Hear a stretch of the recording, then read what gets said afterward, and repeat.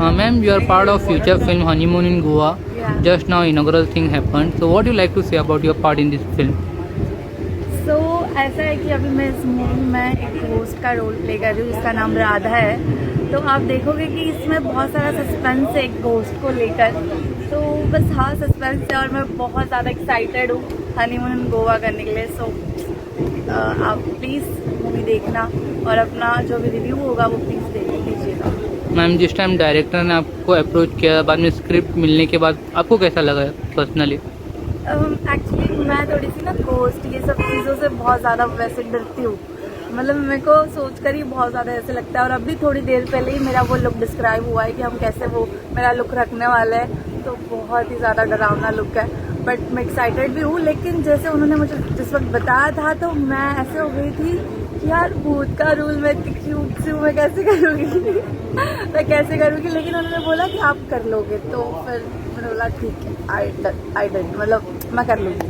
Ma'am, अभी आप कुछ रिसर्च करेंगे घोस्ट के ऊपर या कुछ आपका पर्सनल कुछ रोल में इन्वॉल्व होने के लिए आप कुछ अपनी तरफ से एफर्ट्स जैसे कि मैंने कल रात को एक मूवी देखी 1920 लंदन रिटर्न।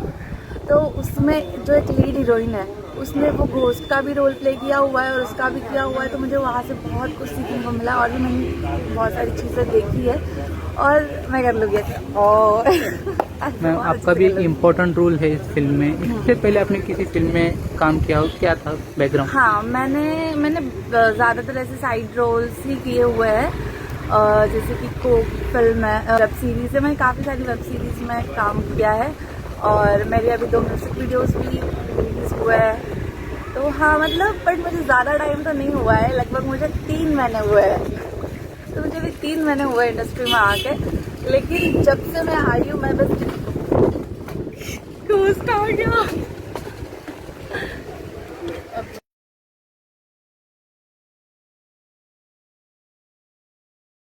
तो हाँ मुझे 3 महीने हुए इंडस्ट्री में आके। तो मैं बस इतना मैंने किया है कि मैं जब से आई हूँ मैं तब से रुकी नहीं हुई 1 मिनट। मतलब एक दिन भी मेरा ऐसा नहीं हुआ होगा कि मैंने कोई काम नहीं किया हो। मैंने बिना रुके काम किया हुआ है। इसीलिए मुझे बहुत जल्दी यहाँ तक पहुँचने में बहुत ज़्यादा हेल्प हुई क्योंकि मैं कॉन्टैक्ट करती रही और मैं यहाँ तक आ गई। So I am very blessed about that. Ma'am, जैसे कि आपने बताया 3 महीने हो गए आपको यहाँ पे आने। इससे पहले भी आपने बहुत स्ट्रगल किया होगा इसमें आने के लिए। अभी जो आपकी जर्नी स्टार्ट हुई है, कैसे लग रहा है अभी बहुत अच्छा लग रहा है मुझे। और ये मैं ब्लेस्ड बहुत फील कर रही हूँ। लेकिन मैं सेटिस्फाइड नहीं क्योंकि मुझे बहुत काम करना है और मैं इसी फील्ड में काम करने वाली हूँ। तो एक टाइम आएगा जब होगा प्रॉपर एक चेहरा याद रह जाता है ना लोगों को, वो चेहरा मैं बनने वाली हूँ।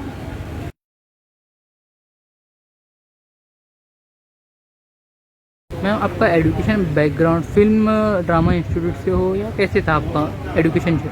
एजुकेशन मैंने बैचलर ऑफ साइंस किया और थोड़ा सा फैमिली बैकग्राउंड बहुत ज़्यादा क्रिटिकल था। फिर भी मैंने अपनी पढ़ाई वगैरह कंप्लीट की एंड मैंने फिर ये स्टार्ट किया। इसके पहले मैंने बहुत सारा काम किया हुआ है और मैं बाय प्रोफेशन नेल आर्टिस्ट थी, ब्यूटी थेरेपिस्ट थी। सो मैंने काफ़ी बिना रुके काम किया। अब मेरी एज 21 है। आपके फैमिली में से कोई फिल्म इंडस्ट्री में था या ऐसा कुछ बैकग्राउंड? कुछ भी नहीं।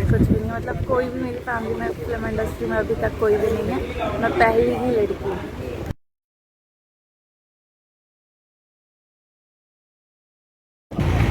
मैम, अभी आप गोवा में हो, गोवा के बारे में आप क्या कहना चाहेंगे मैम? गोवा में पहले भी आई थी एक बार, तो अभी ये मेरा 2nd टाइम है। लेकिन गोवा में साउथ गोवा में आई थी, अभी नॉर्थ गोवा है। तो ये जो गोवा ये पूरा केरला जैसा है। तो बहुत ही पीसफुल जगह है ये।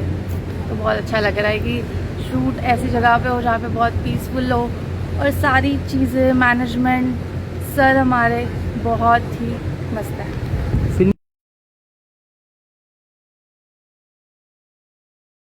में जो लीड एक्ट्रेस और एक्टर है और अदर कास्ट हैं, उनका सपोर्ट कैसे मिल रहा है आपको? उनका सपोर्ट मैं सीरियसली बता रही हूँ कि जो इन्वायरमेंट तो पहले हमारे लोगों से बनता है। तो सब इतने हम्बल पर्सनालिटी है कि हमको 1% भी वो लोगों ने कहीं पर भी इनसिक्योर फील नहीं होने दिया हुआ है। सो वे लवली, सारे लीड सारे आर्टिस्ट बहुत ही प्यारे हैं। मैम, कभी कभार ऐसा होता है कोई लड़की अगर फिल्म इंडस्ट्री में जाना चाहते हो तो फैमिली के लोग सपोर्ट नहीं करते हैं, बाद में करते हैं, लेकिन थोड़े फ्रेंड्स भी होते हैं वो नेगेटिव बताते हैं, कुछ सेफ़ नहीं होता है, ये होता है, उसके बारे में आप कुछ कहना चाहेंगे मैम? ऐसा कुछ था आपके इसमें? हाँ, मेरे इसमें बहुत ज़्यादा थी ये चीज़, क्योंकि मैंने बचपन से ही ऐसे सुना हुआ है कि फिल्म इंडस्ट्री में आने के लिए काफ़ी सारी चीज़ें झेलनी पड़ती है, बहुत सारा कुछ होता है, तो आप समझ ही सकते होगे। और ये चीज़ें स्टार्टिंग में मुझे भी फेस करनी पड़ी थी कि ऐसी चीज़ें आ रही थी जिससे मैं सोच रही थी कि क्या मुझे ऐसी चीज़ें मतलब करनी पड़ेगी या कुछ ऐसे ही मैं जा सकती हूँ। बट मैं काफ़ी लोगों से मिली, और मेरा भी एक बिलीव है कि अगर हम बिलीव करते हैं किसी चीज़ पे कि हम इस चीज़ को क्रॉस करके आगे जाएंगे, जैसे कि बिना किसी प्रॉब्लम के, मतलब बिना किसी, आप समझ सकते हैं मैं क्या बोलने की कोशिश कर रही हूँ। तो ऐसा अगर कोई भी लड़की है जिसको फिल्म इंडस्ट्री में आना है और अगर उसके माइंड में ये चीज़ है कि हमको किसी भी तरीके की कोई भी चीज़ करके ही हम आगे बढ़ सकते हैं, तो ऐसा बिल्कुल भी नहीं है। एक बिलीव रखो कि आप अपनी मेहनत से, अपनी एक्टिंग से, अपने टैलेंट से आप आगे तक आ सकते हो 100%।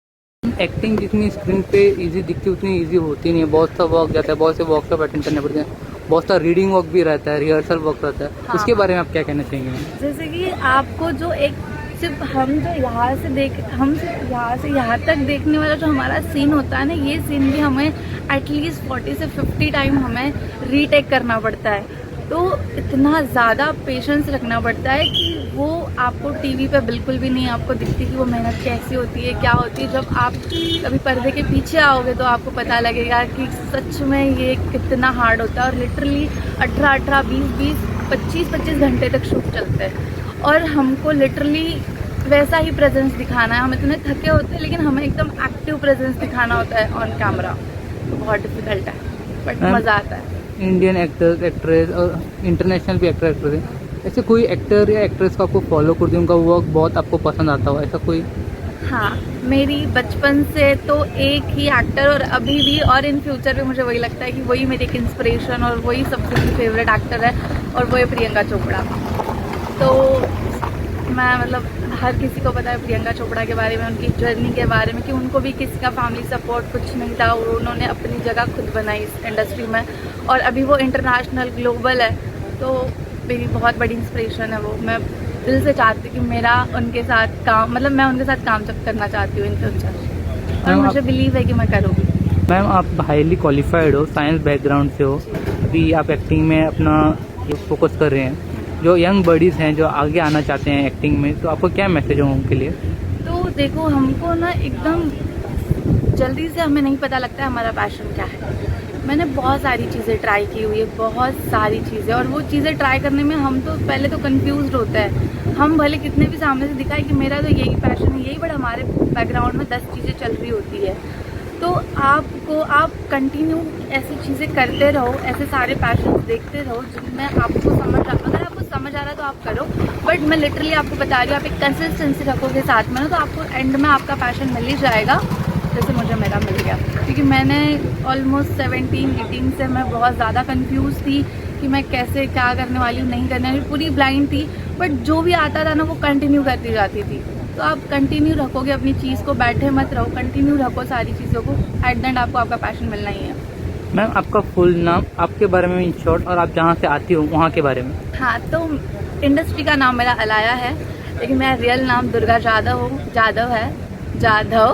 मैं एक महाराष्ट्रन हूँ, और मेरी जो फैमिली, मेरा जो होम टाउन है वो उल्लासनगर है, कल्याण उल्लासनगर। मैं प्रॉपर महाराष्ट्र से हूँ। सो